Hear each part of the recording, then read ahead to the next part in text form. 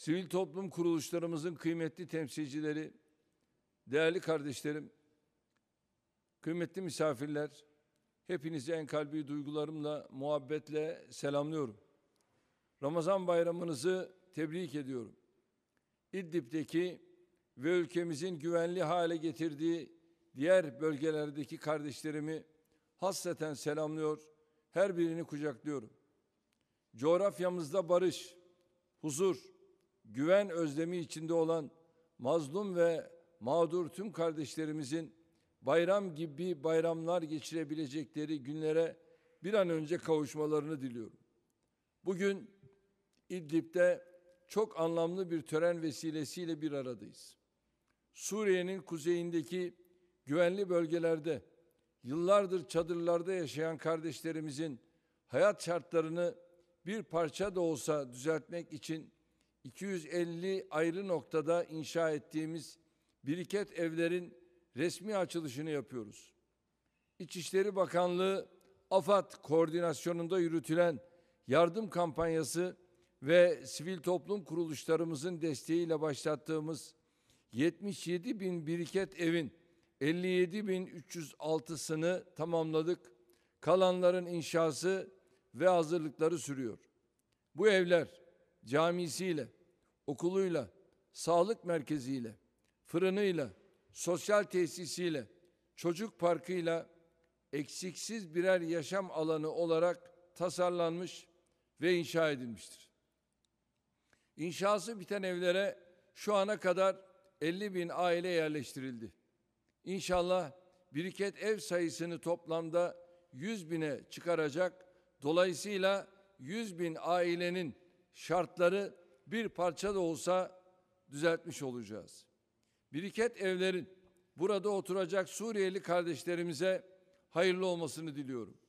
Bu evlerin yapımında emeği geçen tüm kurumlarımıza, sivil toplum kuruluşlarımıza, hayır sahiplerine, inşasında çalışan herkese teşekkür ediyorum. Değerli kardeşlerim, kimse vatanını, evini, düzenini sebepsiz yere terk etmez. Kimse keyfi yere, belirsiz bir geleceğe doğru yürümez. Böyle bir mecburiyetle karşı karşıya kalanlara sınır ve gönül kapılarımızı açmak, onlara her türlü desteği vermek bizim insanlık borcumuzdur. Medeniyetimizde, tarihimizde bize böyle davranmamızı öğütlüyor.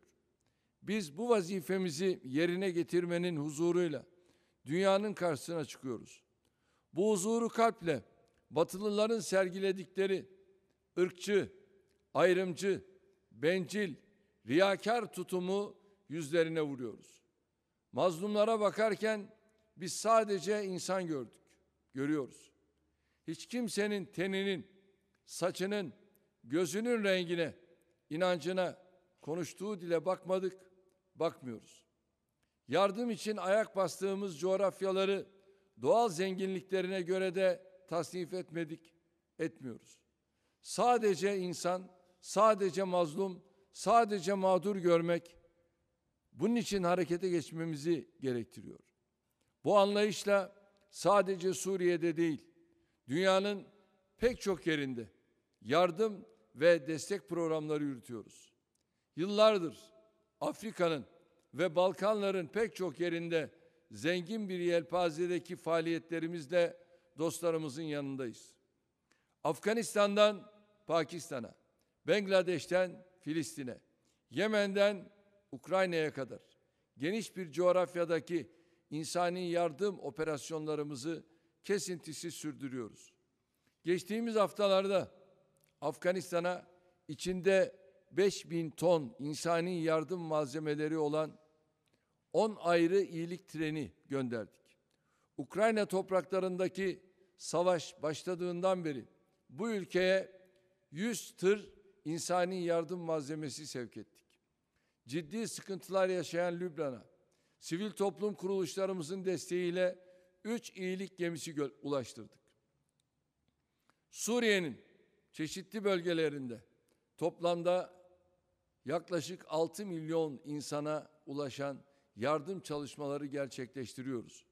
Velhasıl tüm mazlumların ve mağdurların yanında yer almak için var gücümüzle çalışıyoruz.